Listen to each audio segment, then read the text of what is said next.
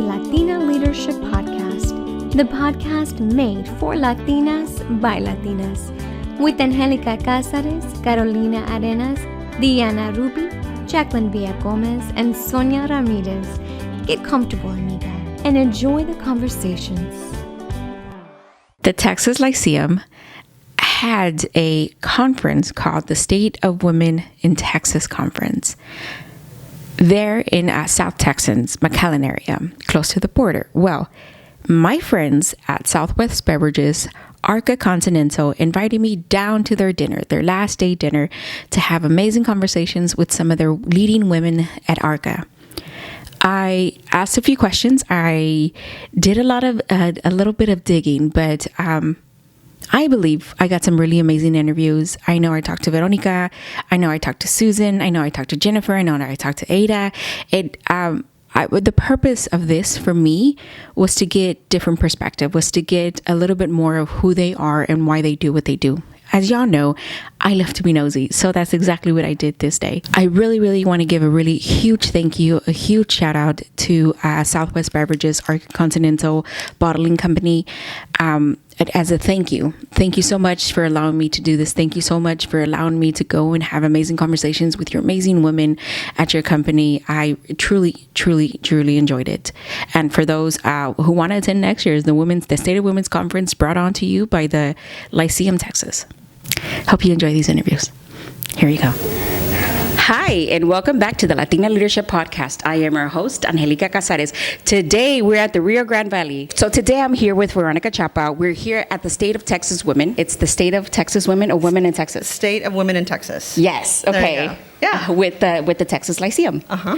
Okay, and today I'm talking to you because I wanted to grab your attention and bring you into the space. Okay. So I'm here because of the great generosity and the invitation from Coca-Cola Southwest Beverages, right? But one of the conversations that I have here on the podcast, and which is why I'm here, is to highlight and to advocate for women, and especially Latina women. Veronica, I've heard a lot about you. You're not from Houston, you're from the area, but you're in Houston and you're making headway there. I hope it's all good. No, I've heard amazing things. I've heard really amazing things. When I told my husband he was like, East End, and I was like, yes. Yeah. So we tend to associate people to what they do. Sure. A lot of the time. So I want to go into the conversation of how did you end up in your leadership roles? The simplest way to explain it is I just said yes when things were really, really difficult. And so my background, and I should honor my husband, Veronica Chapa Gorczynski. Okay. He's Polish Mexican American. That's a half mouthful. Polish American, half Mexican American. Yes. Yeah. And we have a lovely son named Diego, and that is the story of Texas, right? Diego Gorczynski. Watch out. So my background is community development, which is unique. I was trained as an urban planner at UT, and when I graduated, it was the same year as Hurricane Katrina. Oh, wow. And so for the first time, really, in the state's history, we had, along with a lot of water, a lot of people, and a lot of funding, and we had to figure out how to fix it. And so I kept saying yes, and I worked on plans, on the first plan that we sent up to the U.S. government to request funding.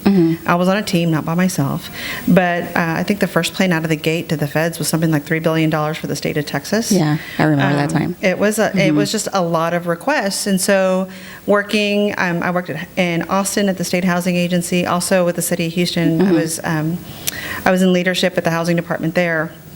All of those instances where they had a problem that needed commitment and they needed people to fix it. And it was long hours, I'm not going to lie. It was, some days it was 14 hours. It was door knocking. It was saying it in 2 languages. There was an emotional toll because right after a disaster, I wasn't a first responder, but we saw the blue tarps. Yeah. And so I'm sitting there with a viejita that doesn't have a roof, hearing her story and testimony on how she made it to this point, and then it's like, what's next? And so part of what I have been committed to in my career is how do we first say, yes, we're going to figure this out. These are hard problems, nothing's easy, but really trying to see how can we help and how can we help the people that we're meant to serve. So I primarily work in the East End Houston, which reminds me a lot of the Valley, right? So I do not have a favorite taqueria for politically correct reasons. I will say the wrong name. Yeah. But the area that I work in is about 80,000 people. I think the town of McAllen might be about twice that, about 150. That's where I'm from.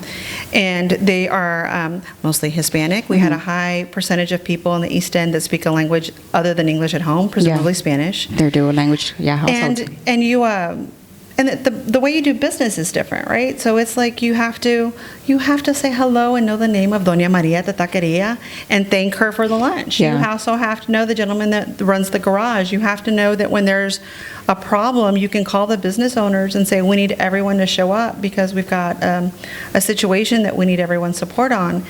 And, none of these spaces that I worked on, I've never been by myself, and I've never done it with my own money. I'm not that fancy, and I'm not that rich. You find your friends, you find your collaborators, you find the resources, and you try to give a vision of this is how we try to change the world, or at least make it a little less difficult today for these reasons. Okay, I want to take it back because before we started recording, we were talking a little bit about your past and your history. Yeah. Where I want to take it to is, did you know what you're doing to date? Could you have ever figured out that this is what you were going to be doing, or at least close to what you thought you were going to be doing? Oh no, not even close. Not even close. Not even. And we had this wonderful conference. We were talking about the state of Texas. Yeah, women. we were. And there was this really interesting discussion about mentorship. I've had a lot of men that have been excellent mentors and bosses and have helped me get through this. And part of it is them telling me that I could, right? And not making things such as either my ethnicity or my gender a barrier to getting the job done. Yeah. And I've had instances with supervisors who maybe were not as supportive, right? Where I saw myself as othered and I had to rise above and figure out how to still get the work done. And so I credit that because, Mamita, my mother grew up in Las Milpas Colonia. When I went to go visit my grandparents, if I visited my father's mom at the ranch outside of Alice, Texas, because Alice was the big city, we had a noria, we had well water. There was no water heater. So when I visited my grandma, there was no showers in December because it was too cold. There was unless we boiled it on the gas stove and took it in there, that was for a weekend trip, that's too much work, mija. Just don't worry about it, shake it off. And then when we went to go visit my grandparents in Las Milpas, they had 40 acres and a house, but there was no indoor plumbing. Or rather, it didn't work that way. Yeah. They had a toilet and they had a shower, and we had a bucket of water from the irrigation canal, and that's how you flush a toilet. All of this was based in segregation and discrimination. They were just poor.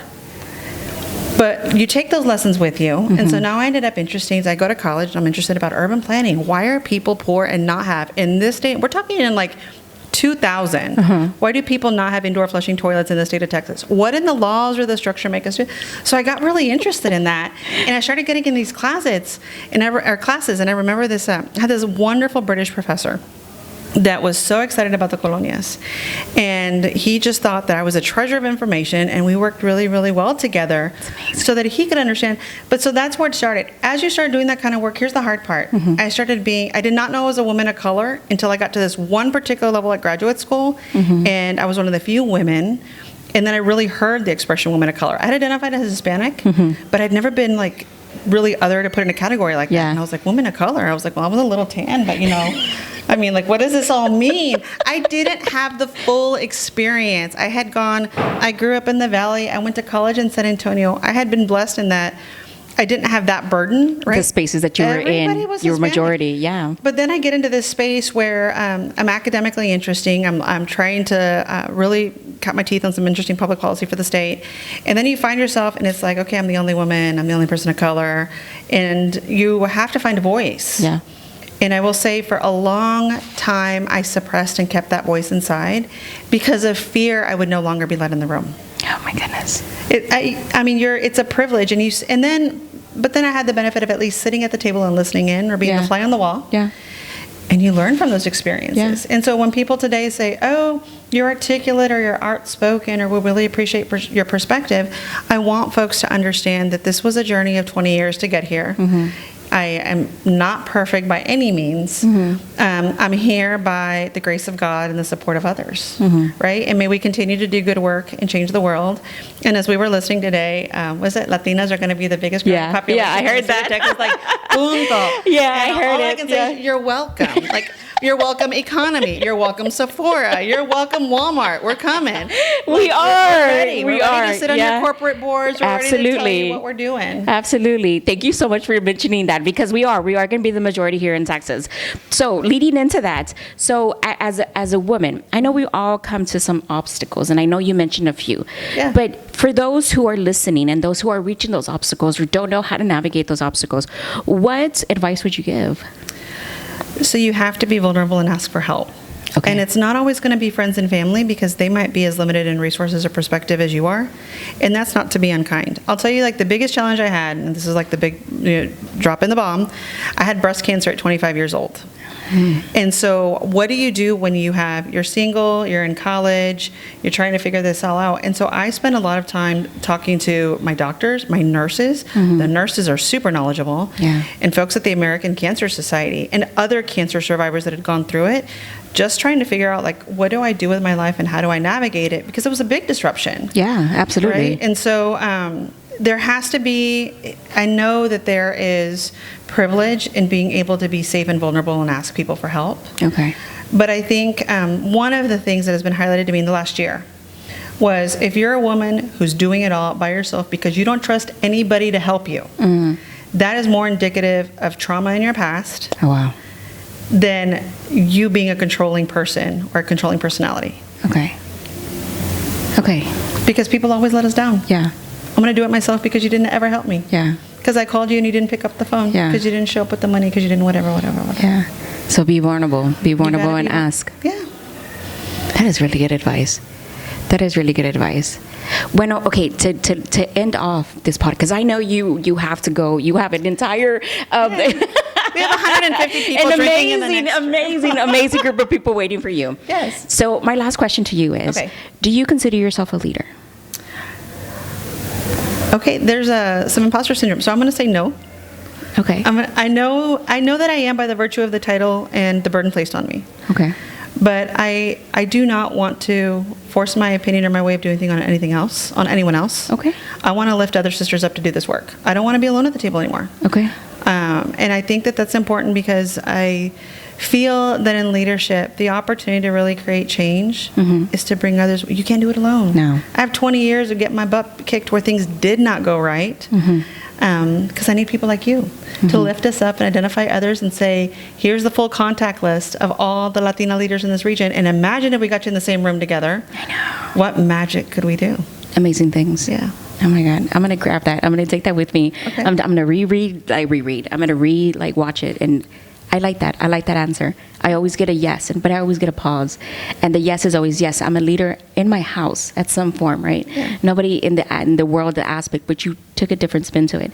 I appreciate that. Thank you. You're very welcome. Hi, and we're back. I have here Ada Ortega. Ortega. Ortega. Redo that. I'm like, ooh, Ortega. Okay. Kind of nice. Ortega. A lo mejor con el acento español. Ada, it's been almost 2 years since the last time we talked. The last time we spoke, you were at the city of Houston doing a whole other something else. Ada, where have you been? Where have you been and where are you now? Well, I was running back then, and I'm still running. So if anything, Forrest Gump ain't got nothing on me. Oh my gosh. So I am now at Coca-Cola Southwest Beverages. Yeah. So I've been there for almost 7 months now. I loved my job as press secretary for the mayor of Houston. Yeah. But, it became a point where I was doing a lot of the same things, right? It was repetitive, and right? over. Yeah. The events, Yeah. the talking points. You knew what to expect. And less challenging. Exactly. Yeah. Yes. And, I've always been a person who just, I like to innovate. Yeah. I like to grow and learn, right? So I said, I think I've graduated from, Turner University. So I saw this posting, right? And I had already started thinking of, okay, what's going to be my next move? I think I definitely want to go in the private sector, right? Yeah. I've done the political, I've done the nonprofit, right? And now, like, even just the municipality, like city side, right? So I said, what's next? Yeah. And, I think 10 years ago, I was graduating. I had just graduated. I graduated in 2012. So 10 years ago, I was, like, actively looking for, my entry-level job. So, I think about my journey, and I think about where I was then, where I am now, and it really has been, that, like, my gut feeling that has taken me everywhere. Right? I think it brought you to a really nice place.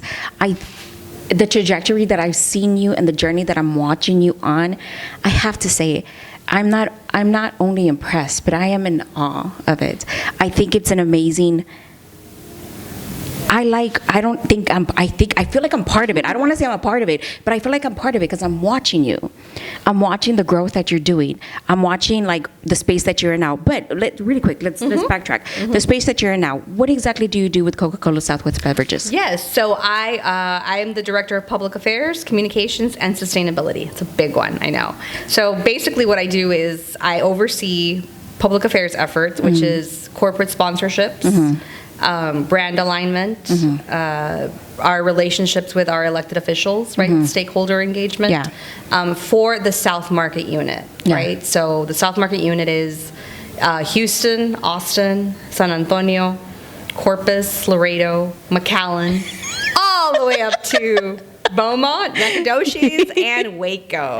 That's a lot of space. It's a whole lot of space. It's a whole lot of Texas. A lot to play. So, but I really enjoy it, especially because my journey, right? Like, I was in Houston, where I got to, through the mayor's office, I met so many people, learned about so many organizations, right? Got to really have that network. And, San Antonio, I was there for 5 years, where I was very involved with the Hispanic Chamber there, which is very well connected, right? So being in the healthcare nonprofit world, I was able to, make a lot of connections. And, and then before that, I was in Austin for 2 years when I was with the Texas Democratic Party. So I had my contacts, right, from there as well. And I originally am from Brownsville. So, now that I have McAllen as one of my territories, I get to say, man, I get to give back in, every one of the areas that I've lived that gave in. to you. Exactly. The spaces that gave to you to help you grow. Now you're able to help somebody else grow in the same place that you helped. Okay, so really quick, let's just talk about Coca-Cola just for a little bit. I know they have their pillars. I've never heard them necessarily. I know you know about them for 7 months. Just a little bit about it. Of course. So we focus on, Coca-Cola as a company, as because there's the Coca-Cola system, and then there's the bottlers. Right. You couldn't have your product without the bottlers. So I work for one of the bottlers, which is actually the third largest bottler in the United States. Because we have a lot of territory. Right. We've got all of Texas, which is already huge, and we have Oklahoma, and we have parts of Arkansas and New Mexico. Oh, dang. So that's why it makes us the third. The first is California, of course, and that whole region. But love to my Reyes bottling people. And then I believe it's somewhere in the East Coast, and then it's us. Okay. So we we follow the Coca-Cola Company's community giving mission, which really theirs is mostly focused on sustainability, and they focus on supporting underserved communities, right, through different initiatives that support, the African American, the Hispanic, the Asian communities. So for us, though, we do have our own community giving guidelines, which are, women empowerment is one, education, which is one of the ones that takes most of, our funding, and then we also have diversity, equity, and inclusion, which I love when, someone comes to me and is like, hey, we focus on African American and Hispanics and Asians, and for women, and it checks every single box, and I'm like, oh my God. You're making my job so much easier. Yeah. So and then sustainability. Yeah. Obviously. So the sustainability part, that's the one that's new to me. Yes. I know about sustainability like on a whole other spectrum, right? But when we're talking about bottling companies, we're talking about beverages, right? It's a whole new space. I have to go research it before I can ask any questions, honestly, about any of it. I really have to do my research on it. And I'm really good at doing my research and knowing exactly kind of what the pillars are to companies. That one stopped me. So I have to say, I have to go do my research. Okay. No. Taking it to now forward to where you are now. Ada, I want to ask you, because I had you for the Latina Pay Day, on my, you were co-hosting it with me. There was something that you said that stuck with me, and it still sticks with me today. And you were being serious, and you told the crowd, you said, I go into places and spaces where I'm not even sure if I need to be there, but I step in just in case my voice needs to be heard, so I can hear what's being said. Whether it's behind closed doors, not necessarily always like that. That's not what I'm saying. What I'm saying, if the conversation's taking place, I should probably listen. Exactly. Because you never know who's listening. I can tell you right then and there, I've had people say, just like you told me. Yeah. I mean, like, this is it. Where people say, oh my God, that resonated with me. What you said about you being, right, like, you took the chance, or, you had this feeling, right? Or you just said, I'm just going to show up because you never know. And I think it's part of the Turner University education, which I'll give my boss, Mary Benton, the credit, because, it was always that where he would commit to all these events, right? And we were like, really? Do we really have to be there? Yeah. Right? And she's like, you just never know when media's going to show up. Yeah. Right? And and I think it applies to us as well, just our careers. You never know when you're going to hear about that next opportunity. I know. You never know when you're going to meet the love of your life. You never know, Yeah. And I think it's just one of those, obviously there's a difference between like, and this is something that I struggle with, right? Because people sometimes will be like, oh my God, I get exhausted looking at your stories and that you're everywhere. And, and it's like, you're like the non-FOMO queen, I guess. And it's like, no, it's not that. It's like, I enjoy it, right? Yes, I get tired. Yes, I'll get bedridden with the flu. Yeah. When I don't make a full stop. But at the same time, I mean, if you don't put yourself out there, then how are you going to be seen? How are you going to achieve? What you want? I get it. I get that. It's hard, that. Though. It is. It's really hard. It is. But I'm willing to put in that step forward to be able to reap the benefits of it too, and hopefully I can. From that, what I understood and what I learned and what I know now is that I give my all with expecting nothing in return. Because if I expect in return, I'm never going to do anything. I can't do it for tick for tack, and I think I've learned that part from you. Give without the expectation that's going to be given to you, in hopes that they're going to watch and they're going to say, okay, she's doing something for the community that I want to be a part of. Exactly. So I'm hoping that I can succeed and to be able to do that. And you don't have to give. So here's the thing. I think a lot of times people misconstrue the idea of like giving your full self. Yeah. No. Don't. You, like, nobody but you should have your full self. Yeah. Not even, the love of your life. No offense, Juan. I love you. You got to have your full self, too. No, we have these conversations. But, we have these conversations. The day, it's you. Yeah. You are your own, you're your own cheerleader. Self, at the end of the day, that's what I tell him all the time. God forbid anything happens, right? Like, your kid, anyone, right? Me and my family, I think about all those things, right? Yeah. And it's like, if I don't look out for me, then, nobody's going to do it. Nobody's going to do it. So, because, of course, we love each other, but something happens to him, then what? So that's why, I'm like, okay, it's okay to 75%, right? 50%. It always also depends on, how invested you are in it. And it's hard when you're really invested or you really believe in the cause. Yeah. And then it's like, it doesn't work out. And it's happened to me where I'm like, oh, this is going to be great. I've got this whole plan and I know my boss is going to say yes. And, I could see that he's motivated and he's like, okay, yeah. And then it's like, no. And I'm like, but he's the boss and I have to, at the end of the day.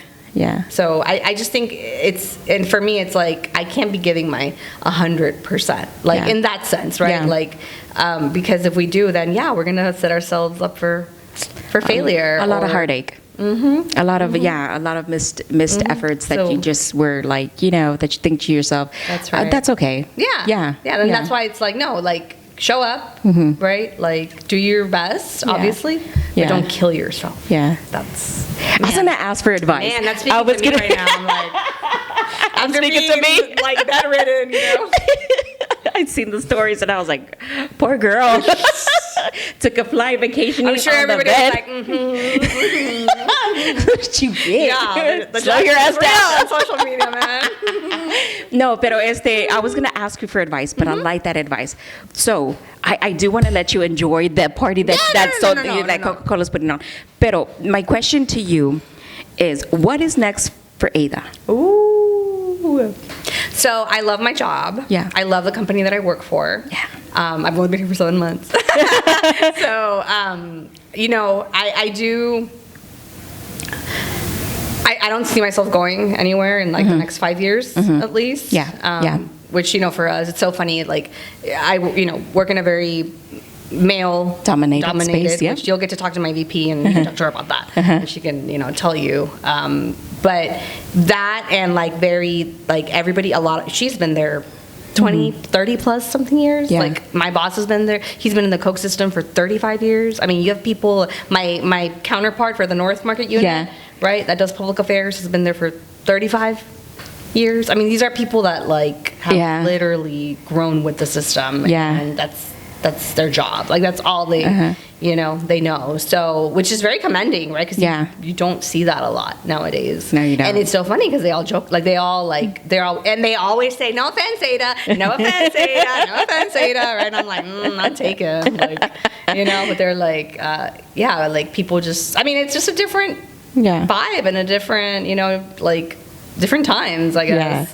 But I do see myself, at least here with Coca-Cola Southwest Beverages, with Arca, right? Yeah. Because ultimately that's our parent company from Mexico. Yeah. And, if you think about it, every other Mexican company that has tried to come in right into the U.S. market, Bimbo, I mean, you have all these, they haven't made it. No. We're going like 6 years strong, like nice. Great revenue, like strong.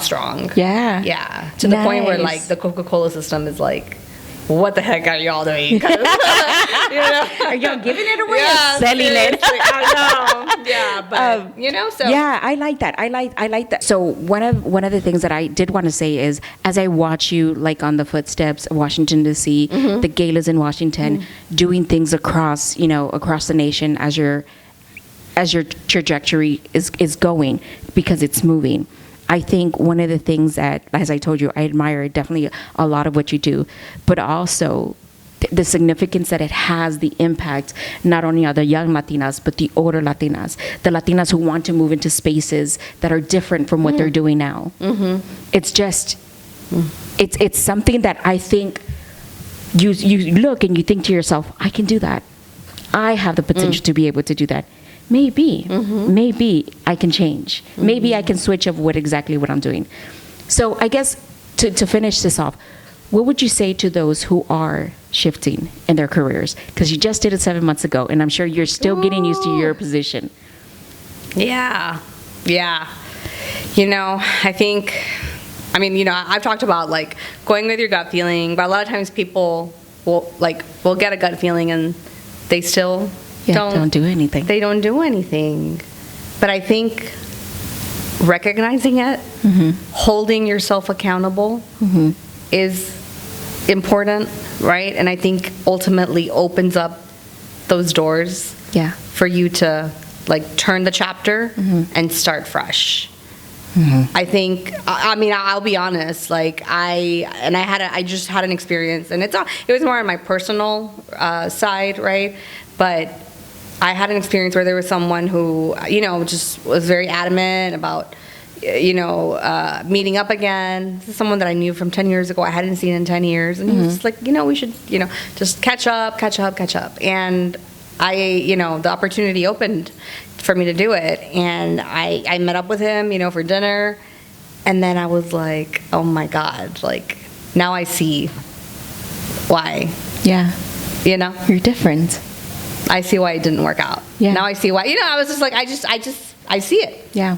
There's a reason for everything, but I needed to have that dinner with him. I needed to have, that experience meet with him with and him. have that experience. So even if you're like, you have that gut feeling, but you still don't do it because I understand. There's money, there's kids, people. I mean, there's a lot at stake. Society pressure, opinions, parents, expectations. There's a lot at stake that you can just be like, no, I need to play it safe. But if it's still like leading you to a path where you're just so unhappy and miserable, and then it's not worth it. Then it's, it's real. That's your sign of saying there's something so much better out for you. Go for it.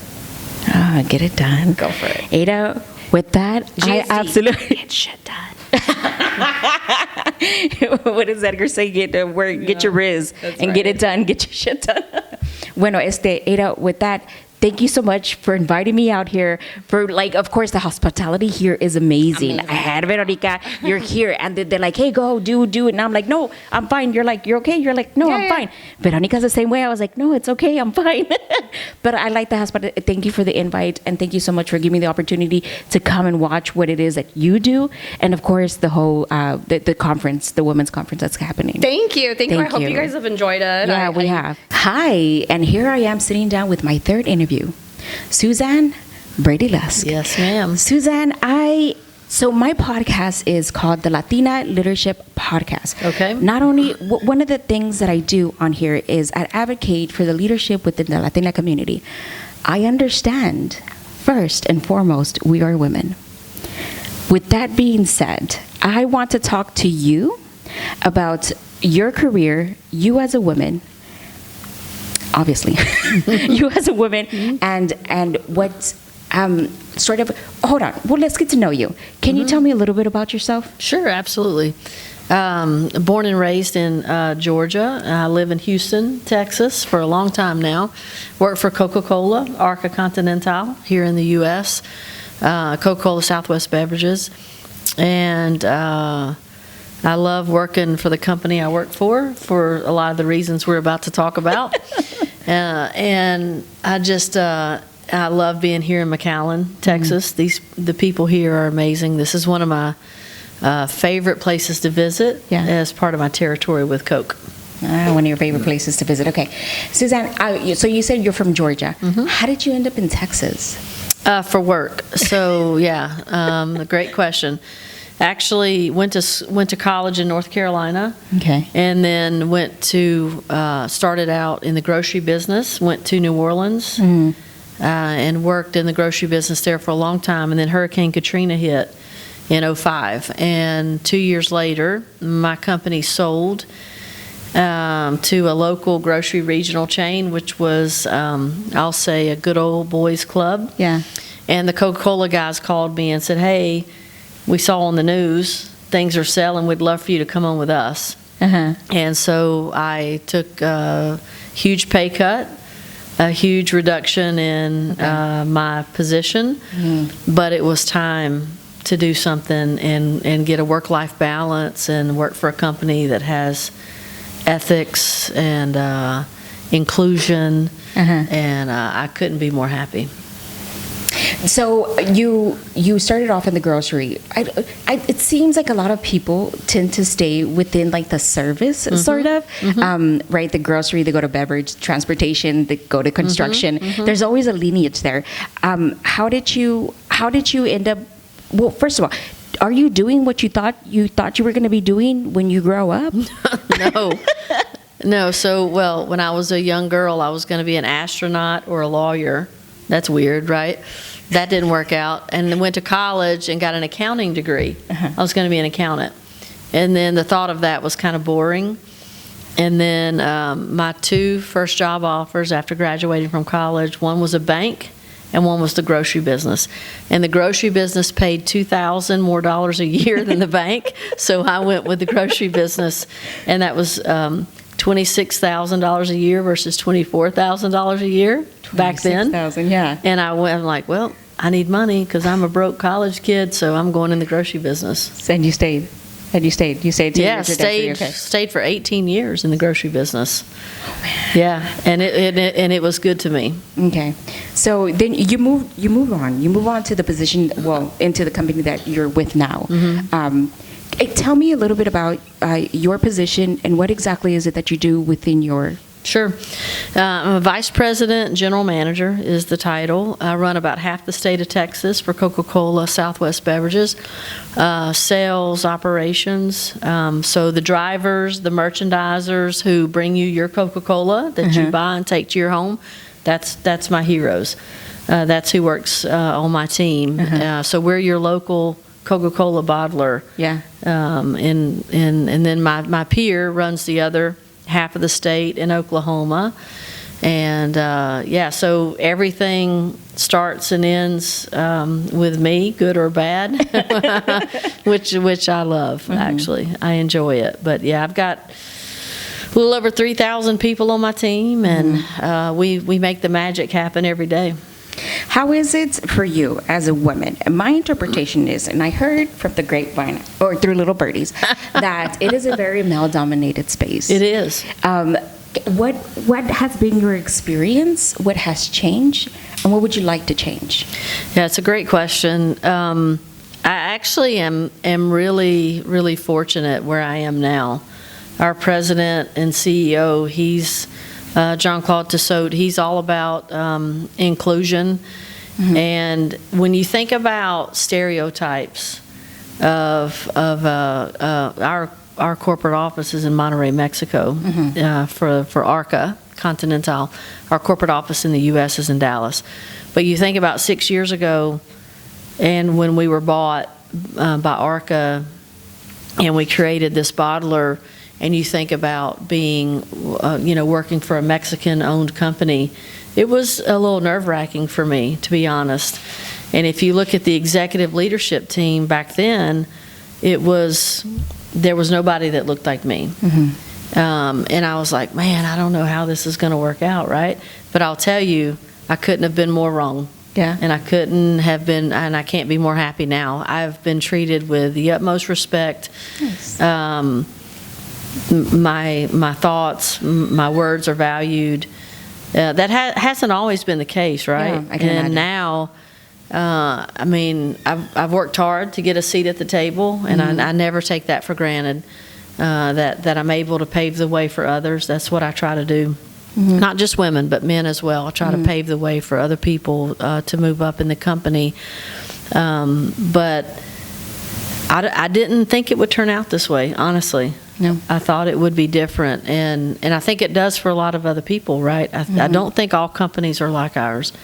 So I feel really fortunate that, being gay, female in this industry, and my company it's incredible, honestly. And what I'd like to change is I'd like to change other companies. I'd like to let other companies know that you can be inclusive and you can have huge success like we have with different thoughts, not just gender, but diversity of thought really is the most important thing. If you think about my business, most shoppers are women. Yeah. And most of the folks at our company who are running our company are men. And so when you think about the consumer, like the women's point of view and my thoughts are pretty important because that's who we're marketing to. Yeah. Is women. And I never thought of it like that. So when we were talking about women in the space, right? You're one of few. And I speak to Ada. Ada's a friend of mine, and when I spoke to her about what are you doing in the space, and she's like, because I have mentors, I have mentorship who are actually leading. Are you mentoring yourself also? Do you consider or have you considered mentoring? Because that is a huge impact on somebody's life. Sure. Yeah, we do. I encourage my team to do the same thing, especially the men. We need men to mentor women. Yes. Because there are more men in the workplace than women. We know that. It's a simple thing. So we need men to mentor young women. And so I really push, the guys on my team to do that. But actually, if you think about our Coca-Cola Southwest Beverages in the U.S., we actually have the most diverse executive leadership team Really? in all of Coca-Cola in the U.S. I don't know about other countries, but in the U.S. we have, 2 women, we have people of color, from African American to Mexican, Colombian. And so if you think about our leadership team, we are the most diverse. And we actually have a cartoon picture of our executive leadership team, and we like to share that when people come visit us because it's different. We are different, and we speak all different languages, which is cool. But back to the mentorship thing, absolutely, it's important. I do some formal mentorships. I do a lot of informal mentorships, and I think probably the informal is what's more important. Yes. Or makes more of an impact sometimes than the formal, to me anyway. I do. I have a mentor myself, and so it's very informal. And the most I've grown personally and career-wise has been within the last 3-4 years because of that.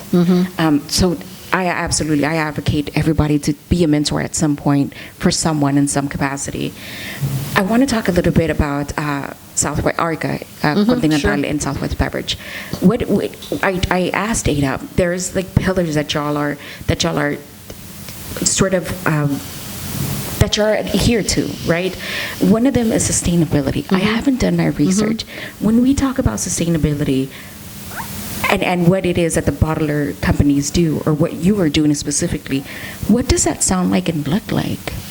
Yeah, it's a great question, and it's one of our top priorities as a bottler and for the Coke company, but speaking of ARCA and Coke Southwest. So if you think about the pressures from the world and recycling, it's around plastics. Yes. And so we have a partnership with RPET, where we set goals, and actually we're the first bottler in the U.S. to have 100% recycled material in our plastic bottles, our 20 ounce, and a lot of our plastic materials. And we had set a goal with the Coke company in partnership to do that 10 years from now, and we already did it. We're also lightweighting our bottles so they're thinner. The caps on the bottles are smaller. And all that actually impacts operations, because when you thin out the plastic, the shelf life is less. Yeah.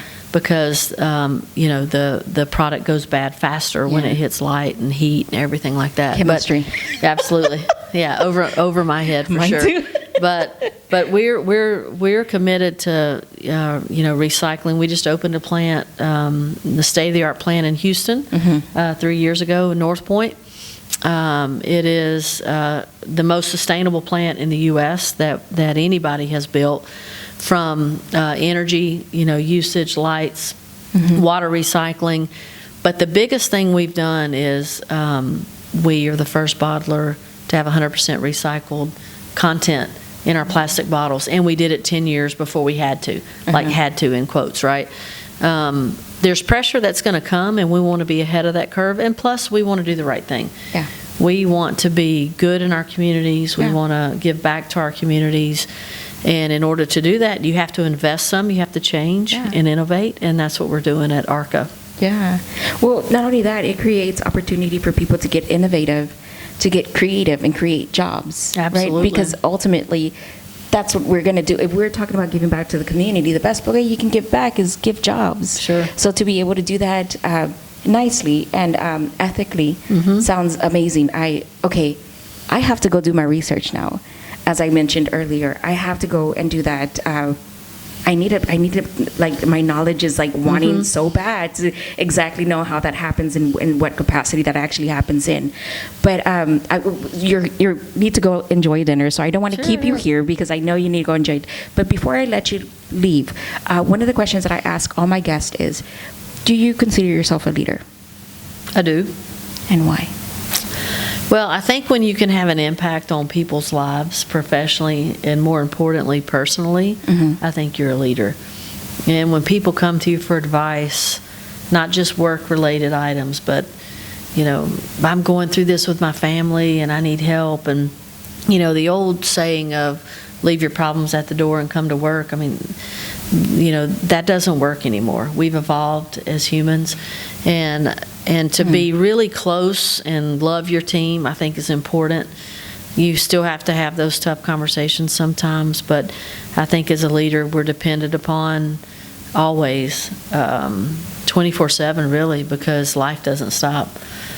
Not for anyone. No, it doesn't. And I really enjoy being there for my team, especially when there's personal problems, when there's, the professional things we can solve, right? We have all kinds of resources, we all kinds of tools, all kinds of data, like we can solve those things. It's the personal interactions, the personal issues, that's where it becomes really cool and it feels good when you can help somebody. Yeah. Okay. Is there anything that I missed that you'd like to add to today's conversation, to those girls, to those Latinas, to those young women? Yeah, I think, to, Latinos, or women in general, there's opportunities. Okay. There's opportunities. Don't let a male-dominated field scare you off, because actually there's a lot of great men out there who will help you. And a lot of great men who you can learn from. And don't forget, you're paving the way for somebody else to come behind you or beside you, and that's what we need. That's what we all need to focus on, in my mind. Nice. Susanne, thank you so much for taking the time to talk to me today. Thank you. Hi, and welcome back. So, on my journey, apparently here at the State of Women's Conference with Texas Lyceum, I'm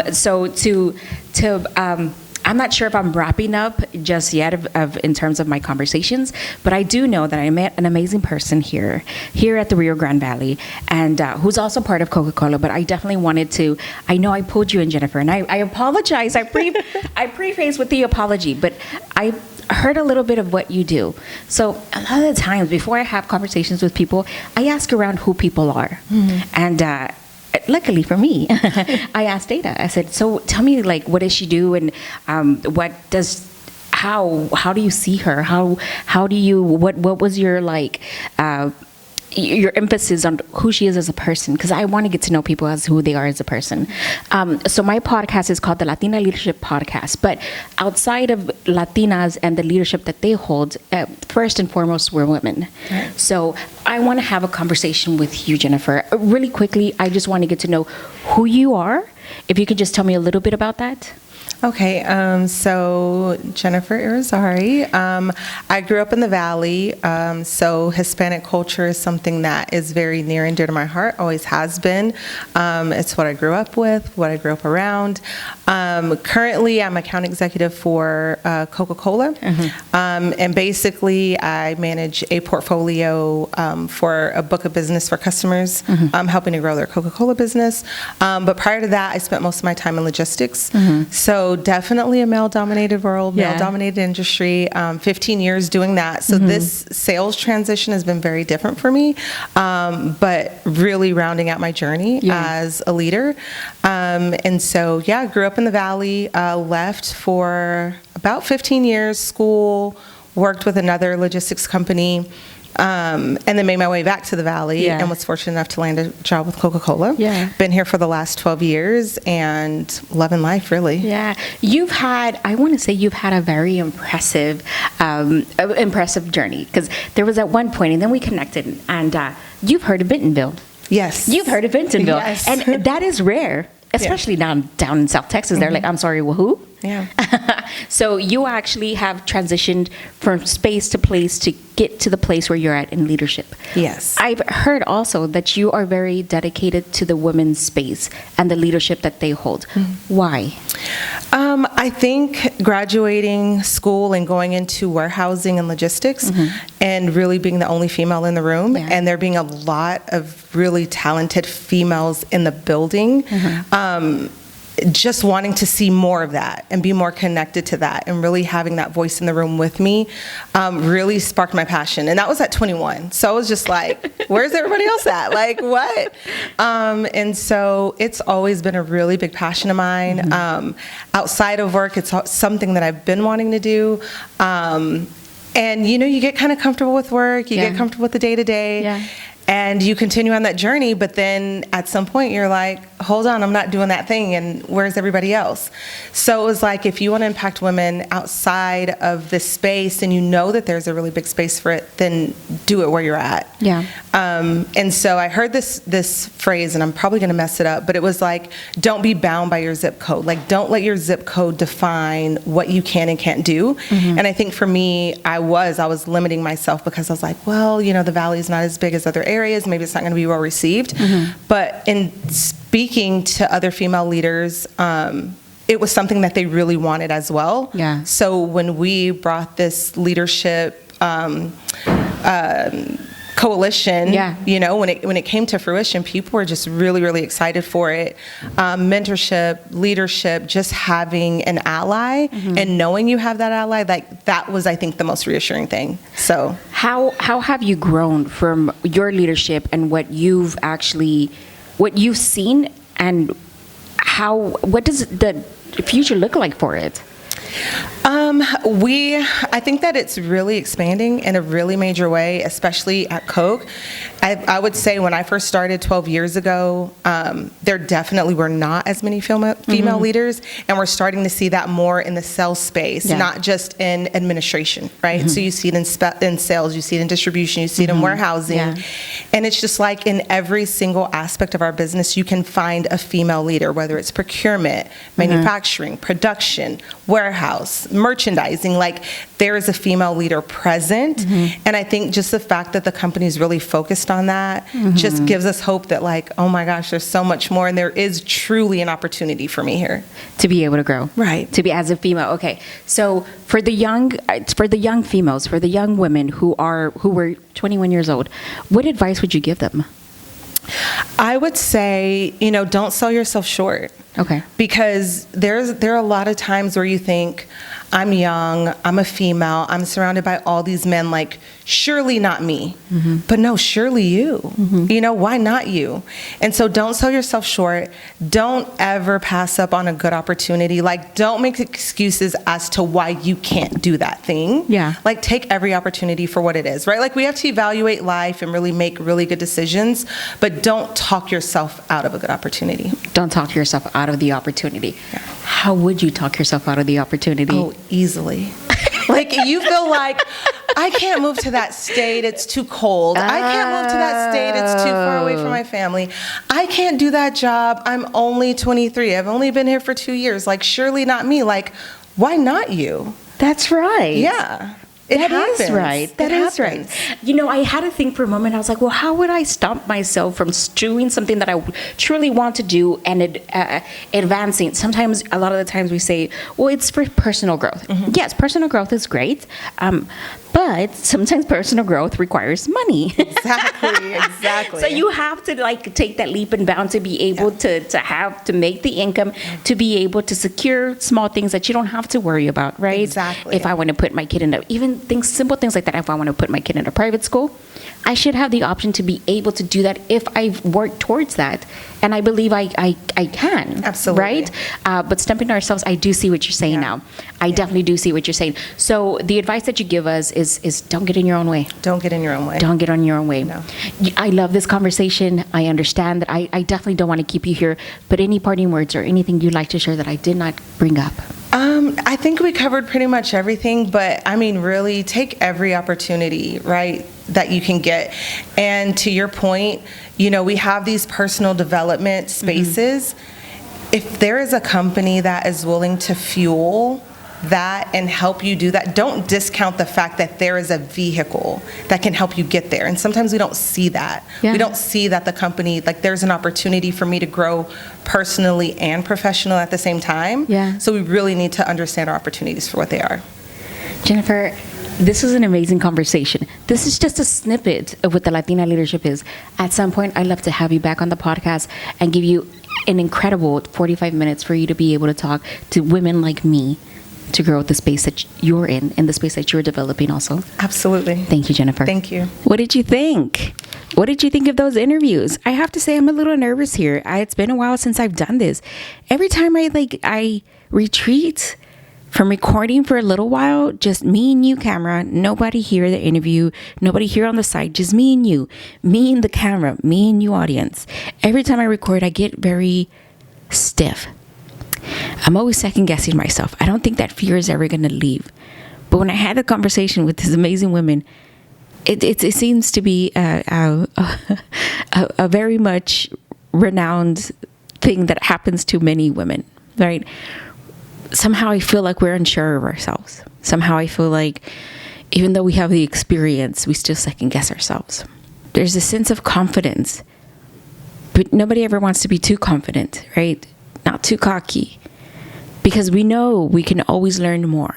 The reason that I have these conversations with women like these that you just heard is for that reason, that we can still achieve and advance and learn more, gain more, proceed in confidence, with the understanding that we can also teach, and perhaps maybe with a little bit of tenacity, we'll get there. So I really do hope you enjoy these conversations. I really do hope you take a lot from them, because I did. And again, I want to thank you to Southwest Beverages, Arc Continental, for the invite down to South Texas. And with that, I'll see you next time. What did you think of the conversation? If you enjoyed what you heard, let us know in the comments. And please don't forget to like, subscribe, and share with your friends. Thank you for listening to the Latina Leadership Podcast, and we will see you next time.